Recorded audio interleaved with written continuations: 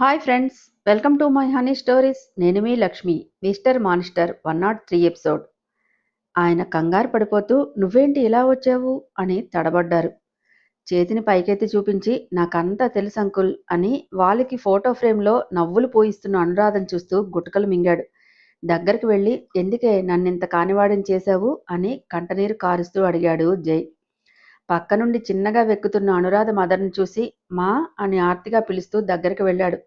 చనిపోయే క్షణం ముందు కూడా నా జై అంటూ తప్పించింది బాబు అని బోరుని ఏడ్చేసింది ఆవిడ. తల్లిలా దగ్గరకు తీసుకుని హత్తుకున్నాడు జై. సుజీ, నువ్వు ఏడ్చి బాబును బాధ పెట్టుకు అన్నారాయన. బాధ తీరేది కాదులే అంకుల్ గద్గద్ స్వరంతో అని మీరిలా రండి మా అని తీసుకొచ్చి సోఫాలో కూర్చోబెట్టాడు జై. మీ మదర్ ఎక్స్పైర్ అయ్యారట కదా జై, సారీ అన్నారాయన. జెన్నీ చెప్పిందా? మిగిలినవి కూడా చెప్పిందా అని అడిగాడు. ఇబ్బందిగా చూశారిద్దరు. మీతో మాట్లాడదామనే వచ్చానంకుల్, మీరు రేపు బెంగళూరుకి షిఫ్ట్ అవ్వండి, మిగిలినవి జెన్నీ చూసుకుంటుంది. మిథున కోసమా బాబు అన్నారాయన. కాదు, మీ కూతురు కోసం ఆంటీ. బాధ తీర్చగలిగేది ఒక్క మిథున మాత్రమే. తన ప్రేమతో ఎలాంటి మనసునైనా కరిగించేస్తుంది అనులాగనే. అందుకేనేమో దానికి నేను అంత అడిట్ అయిపోయాను. నేను చెప్పటం ఎందుకు, మీరే చూస్తారు కదా అన్నాడు. మాకు మాత్రం ఈ వయసులో అంతకంటే కావాల్సింది ఏముంది జై, అలాగే వెళ్తాము అన్నారు శ్రీధర్. మీకు ఎవరి మీదైనా డౌట్ ఉందా అంకుల్ అంటూ ఆరాలాగాడు. మా అనుమానం అయితే మీతో గొడవ పడిన వాడి వల్ల అనుకుంటున్నాను. ఒకసారి నీ మీదకి కారు దూసుకొచ్చి కరెంట్ షాక్ వల్ల కార్తో సహా ఒక మనిషి దగ్ధం అయిపోయాడు కదా, అదే రీజన్ అనుకుంటున్నా అన్నాడు అను ఫాదర్. నేను తెలుసుకుంటాను అంకుల్, వాడెవరైనా నా నుండి తప్పించుకోలేడు అన్నాడు జై. వాడెవ్వరైనా సరే నా బిడ్డని అలా చేసినందుకు వదలద్దు జై, నరకం చూసింది నా బంగారు తల్లి అని ఏడ్చారు శ్రీధర్ గారు. వదలను అంకుల్, వాడికి అంతకు డబుల్ హెల్ చూపిస్తాను. నన్ను చంపేయని కాళ్ళ వేళ పడేలా చేయకపోతే నేను జయదేవ్నే కాదు అని రౌద్ర వదనంతో శపథం చేశాడు. అబ్బా జెన్నీ, ఎక్కడికి అంటే చెప్పవేంటి అని విసుక్కుంది బలవంతంగా తనని తీసుకొస్తోందని. ఆగవమ్మ తల్లి, షుగర్ పేషెంట్లా ఉన్నావు అని కసురుకుంది జెన్నీ. నేను అత్త దగ్గరికి వెళ్ళాలి, లేకపోతే నా పీక కొరికేస్తుంది అని చిరు కోపంగా చూసింది మిథున. అబ్బా ఆంటీతో నేను చెప్తానులే, డోంట్ వర్రీ అని ఒక ఇంటి ముందు కారు ఆపింది జెన్నీ. ఎవరిది ఇల్లు అని అనుమానంగా చూసింది మిథున. ఏదో దొంగతనాన్ని చూసినట్టు చూస్తున్నావు, నీకో సర్ప్రైజ్ అని నవ్వి దిగు అంటూ డోర్ తీసుకొని దిగింది. దిగుతూ ఏంటా సర్ప్రైజ్ అని వెనక్కి అడుగులు వేస్తోంది, జై ఉన్నాడేమో అని అనుమానంతో. చేతిని పట్టుకుని ముందుకు లాగి అటు చూడు అని చూపించింది జెన్నీ. ఎదురుగా శ్రీధర్ దంపతులు నిలబడి ఉన్నారు. ఎవరు వీళ్ళు జెన్నీ అంది. అనురాధ పేరెంట్స్, నిన్ను చూడాలంటే తీసుకొచ్చాను అంది జెన్నీ. చేతులు చాపి రామ్మ అన్నట్లు తల ఊపిందావిడ. కళ్ళనీళ్లు బొటబొటా కార్చేస్తూ పరుగును వెళ్ళి ఆవిడ బాహువుల్లో ఒదిగిపోయింది మిథున. ఆవిడ కూడా కళ్ళనీళ్లు పెట్టుకుని మిథునని ఖర్చుకుపోయింది. సుజీ, నువ్వు ఏడ్చేదే కాకుండా బేబీని కూడా ఏడిపిస్తావా అంటూ మిథున తల నిమిరారాయన. అంకుల్ అంటూ ఆయన పక్కకు చేరింది మిథున. లోపలికి వెళదామా లేక ఇక్కడే ఇలాగే కన్నీరు ఏరులు పారిద్దామా అంటూ కళ్ళొత్తుకుంది జెన్నీ. రా బంగారం అంటూ మిథునను పట్టుకుని లోపలికి తీసుకువెళ్ళింది సుజీ. కూతుర్ని చూసుకొని నన్ను వదిలేస్తారా ఐ హర్ట్ అంటూ రాగాలు తీసింది వెనక నుంచి జెన్నీ. నిన్ను వదిలేస్తే ఊరుకుంటావారా అని నవ్వారు శ్రీధర్ గారు.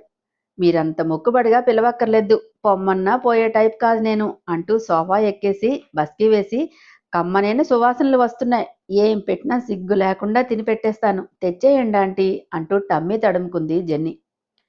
ముందు ఫ్రెష్ అవ్వు, వేషాల తర్వాత అంది సుజీ నవ్వుతూ. అయ్యో, నా హ్యాండ్స్ ఎంత నీట్గా ఉన్నాయో చూడు ఆంటీ అంటూ తెల్లగా మొగ్గల్లా ఉన్న చేతుల్ని అటూ ఇటూ తిప్పి చూపించింది జెన్నీ. జెన్నీ అని చిరు కోపంగా చూసి నువ్వురా అని మిథునని తీసుకొని లోపలికి వెళ్ళింది సుజీ. భారీ మొహంలో కదలాడుతున్న ఆనందాన్ని చూసి రిలీఫ్గా ఫీల్ అయ్యారు శ్రీధర్. మిథు వచ్చింది కదా అంకుల్, ఇక ఆంటీ మునిపట్ల అవుతారు, మీరేం టెన్షన్ పడకండి అని వెనకే వెళ్ళింది జెన్నీ. ఎదురుగా ఉన్న అను ఫోటో చూసి చిన్నగా నిట్టూర్చారు శ్రీధర్. మిథున ఇష్టమైనవన్నీ కొసరు కొసరి వడ్డించింది వాళ్ళకి. ఆనందంతో తబ్బిబ్బైపోయింది సుజీ.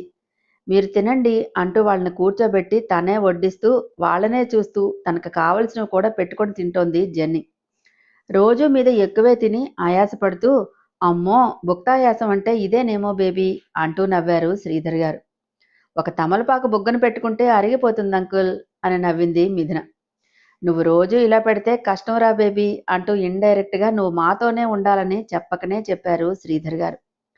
మౌనం వహించింది మిథున. ఆమె చేతులు పట్టుకొని మాతో ఉంటావా బంగారం అని ఆర్తిగా అడిగింది సుజి. ఏం చెప్పాలో అర్థం కాక అయోమయానికి గురైంది మిథున. నీకు ఇష్టం లేకపోతే వద్దులే బేబీ, అనుని నీలో చూసుకోవాలని ఆశపడుతోంది మీ అమ్మ.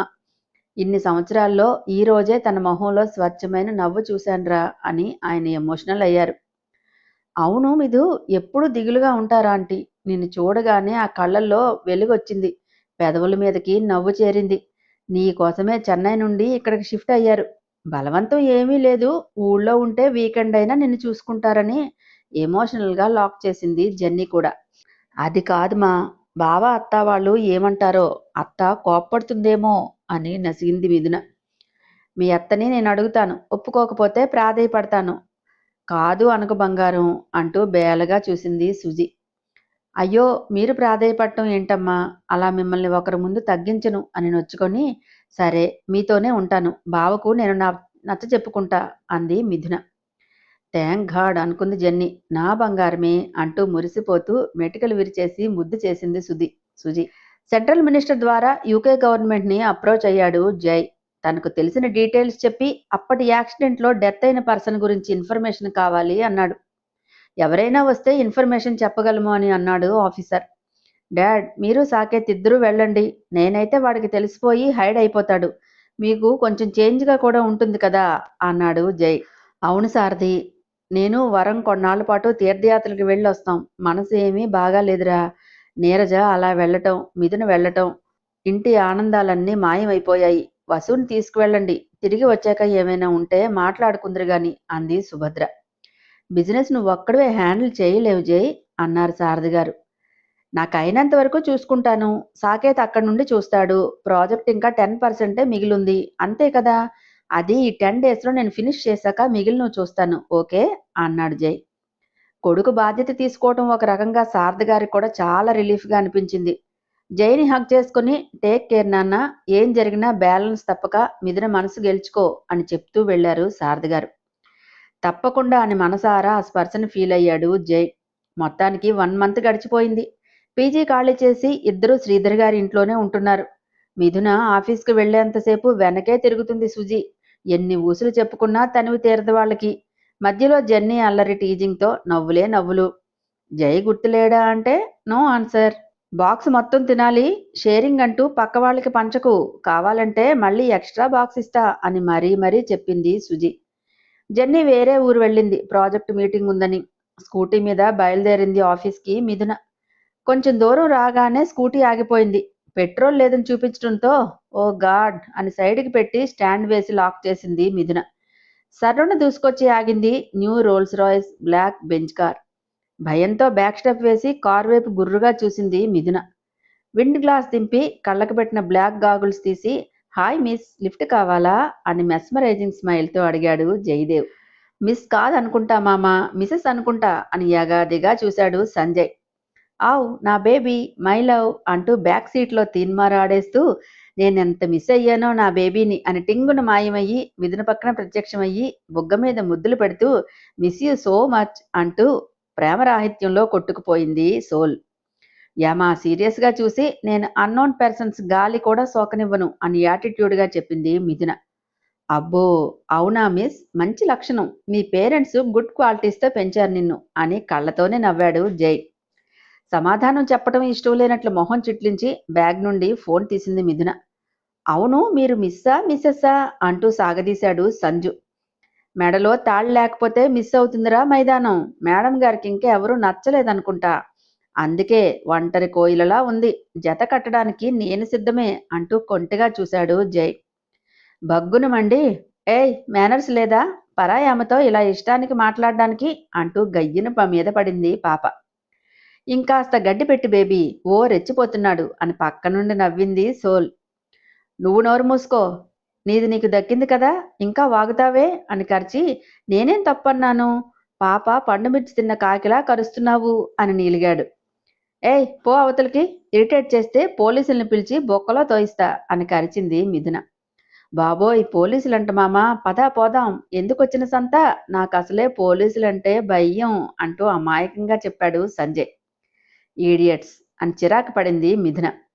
అది పూరి గారి movie, hero mass Maharaj Raviteja అని ఇకిలించాడు జై. నీ లుక్కి, నీ కారుకి, నీ వెకిలి వేషాలకి ఏమైనా మ్యాచ్ అయిందా? ఏదైనా మెంటల్ హాస్పిటల్ నుండి తప్పించుకొచ్చావా అని యాటిట్యూడ్గా అడిగింది మిథున. యు ఆర్ ఏ జీనియస్, అంత కరెక్ట్గా ఎలా చెప్పగలిగావు మిస్ పాప అని రాగాలు తీసి, బట్ చిన్న కరెక్షన్, పట్టిన పిచ్చి వదిలిపోయి ఇప్పుడు మంచి స్ట్రాంగ్గా ఉంది బ్రెయిన్, కావాలంటే టెస్ట్ చేసుకో, ఏబిసిడి చెప్పనా అని కవ్వించాడు జై. అంతలో కారు వచ్చి ఆగింది. Thank God. ఏంటి వినీత్ ఇంత లేట్? ఇక్కడో నస సంత తగిలి బుర్ర తినేస్తున్నారు అని కార్ డోర్ తీసుకుని ఎక్కింది మిథున. జై చేతివేళ్లు స్టీరింగ్ మీద రిథమ్స్గా వాయిస్తుండగానే వినీత్ కార్ స్టార్ట్ చేసి ముందుకు పరుగులు తీయించాడు. వెనక జై కారు ఫాలో చేసింది. నా బేబీని ఆ దద్దోదిన మొహంగాడికి అప్పగించి వేడుక చూస్తున్నావా? నిన్ను చంపి నేను సూసైడ్ చేసుకుంటా అని భజన మొదలుపెట్టింది సోల్. న్యూ కార్ కింద నిమ్మకాయలు పెట్టి తొక్కించలేదు, నిన్ను పెట్టి తొక్కించేయమంటావేంటి? మహా సరదా పడుతున్నావు అని వంకరగా అడిగాడు జై. నోటికి టక్కుని జిప్పు వేసింది ఇన్నర్. నీ ఆఫీసులో ఉండదు కదా, ఎలా లవ్లో పడేస్తావు? అంటేనే మీద పడి రక్కేసేలా ఉంది. నువ్వు చెప్పిన దాన్ని బట్టి చాలా ఇన్నోసెంట్ బచ్చి అని ఊహించుకున్నా. తీరా చూస్తే డైనోసర్కి అమ్మమ్మలా ఉంది. అను బెస్ట్, అప్పుడప్పుడు తిట్టేది, ఎప్పుడైనా కొట్టేది. తిను అవకాశం దొరికితే బెంగళూరు అంతా ఉరికెత్తించి మరీ ఉతికేలా ఉంది మామ అంటూ ముక్కు చీదాడు సంజయ్. అందంగా నవ్వేస్తూ, ఇన్నోసెంటా? అదా రాకాసి గంగమ్మ, పట్టుదలలో మగో మాంచాల, చూస్తావు కదా అంటూ మురిశాడు. జై చాలా హ్యాపీగా ఉంది. అంకుల్ నీ గురించి అడిగినప్పుడు ఆయన చెప్పేది వింటుంటే నన్ను నేను క్షమించుకోలేకపోయేవాడిని జై. తప్పు చేశానని రోజు చచ్చి బ్రతికేవాడిని. అను అంతలా రిక్వెస్ట్ చేయటం వల్ల తప్పక ఒప్పుకున్నాను. ఆ రోజు నీ బాధను చూసి ఎంత ఏడ్చిందనుకున్నావు? ఆ క్షణం చాలా వీక్ అయిపోయిందిరా అని ఎమోషనల్గా అయ్యాడు సంజయ్. గొంతు నుండి మాట బయటకు రాలేదు జైకి. మౌనంగా ఉండిపోయాడు. కొత్త అవతారం ఎత్తినట్లు ఉన్నాడేంటి జయదేవ్ అని ప్రశ్నించాడు వినీత్. కారు సైడ్ కాపు అంది యమా సీరియస్గా మీదన. అమ్మా తల్లి, రాక్షస బళ్ళి, తప్పు అయింది, ఇక ఎత్తను, మూసేసా చాలా అన్నాడు గుర్రుగా చూస్తూ వినీత్. కేర్ చేయకుండా విండో నుండి బయటకు చూసింది. కంటి రెప్పలతో పాటు కనుబొమ్మలు ఎగరేసుకుంటూ వెనక వస్తున్న జై కారును చూసి వేగం పెంచాడు వినీత్. ఈ బచ్చాగాడు నకరాలు దొబ్బుతున్నాడు మామ, అటు చూడు వేగాన్ని పెంచేశాడు. వాడి సోడా బుడ్డికి అంత స్టామినా ఉంటే న్యూ రోల్స్ రాయ్స్, దీని పవర్ ఏంటో చూపించు అని పళ్ళు కొరికాడు జై. పెళ్ళాడరా, ఆటలు ఆడుతున్నాడు, ఆడుకోనివ్వు, తన సరదా ఎందుకు కాదనటం? మనం ఇచ్చే షాక్స్ తట్టుకోలేక బుర్ర తిరుగుతుంది కదా, తర్వాత ఎలా అయినా అని నవ్వాడు జై. అంతే అంటావా అయితే? సరే కానివ్వు అంటూ నవ్వాడు. డోలుకి మధ్యలో తోడని వీడిదో అరబుర్ర, దానితో బోడి సలహాలు ఇచ్చి నా బేబీని ఇరిటేట్ చేస్తే ఊరుకోను, చూసుకో అంటూ వెనక నుంచి గగ్గోలు పెట్టింది సోల్. ఊరుకోకపోతే ఊరి పెట్టుకో, ఏం తాడు స్పాన్సర్ చేయనా అని వ్యంగ్యంగా అన్నాడు జై. నా బేబీ నన్ను పెట్టే తిప్పలు చూడకుండా నేనెందుకు పోతా? అబ్బా ఆశ దోశ అప్పడం అంటూ చంకలు గుద్దుకుంది ఇన్నర్. అదేం చేసినా అప్పుడే ముద్దు, ఇప్పుడు ఇంకా ముద్దు, ఏం పర్వాలేదు, కొట్టినా కొరికినా రక్కినా ఏం చేసినా దాన్ని క్షణం కూడా వదలను అన్నాడు జై. చేతులు కాలేక ఆకులు పట్టుకోవడం అంటే ఇదే అని ఎద్దేవా చేసింది సోల్. నువ్వేం వాగినా ఐ డోంట్ కేర్ అని పొగరుగా తలెగరేశాడు జై. మిథున ఆఫీస్ దగ్గర డ్రాప్ చేసి ఈవినింగ్ పికప్ చేసుకుంటా, క్యాబ్లో వెళ్లే ప్రయత్నం చేయకు ఓకే అంటూ వెళ్ళిపోయాడు వినీత్. ఈ రోజుకి సెక్యూరిటీ జాబ్ దిగ్విజయంగా ముగించావు, నెక్స్ట్ ఏంటి అని రెట్టించింది జైని సోల్. తినబోతూ రుచెంజుకు అంటూ నవ్వాడు.